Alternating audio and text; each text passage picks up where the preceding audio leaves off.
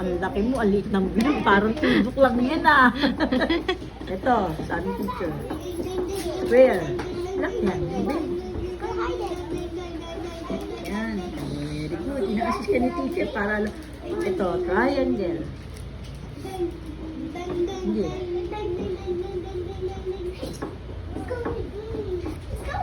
May triangle ba yan? O, paano ba to? Paano? Gagaya mo nga to, straight line. Very good. Horizontal line. Game. Wow, very good. O, halimbawa si teacher, meron ako ritong bilog, meron ako ritong square, meron ako ditong triangle. Sabi ni teacher, yung bilog, kulay green. Yung square, kulay blue. Yung triangle, kulay red. Sabi ni teacher, hanapin mo dyan yung mga color na kulay green. Nasaan yung kulay green dyan? Hanap mo, kulay green. Kulay green, sabi ni teacher, ikukulay sa bilog. Saan ba yung bilog?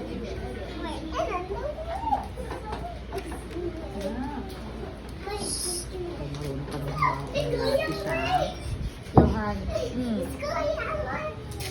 Ilan taon na to, May? Uwi na. 3 years old na to.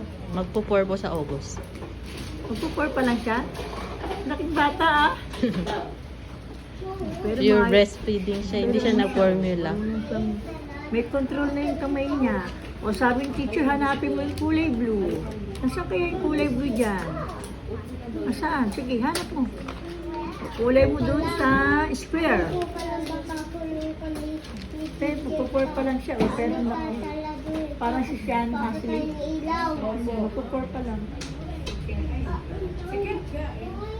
Saka may control na yung kamay niya. Tingnan mo siya, maayos na siyang magkulay. May control ang kamay.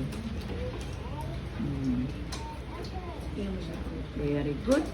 O, sabi ng teacher, hanapin ang red. Nasaan ang red na crayon? Red. Pula.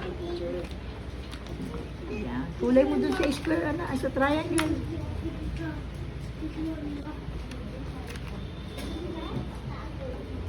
Ang mabait ito, hindi makulit. Seryoso talaga?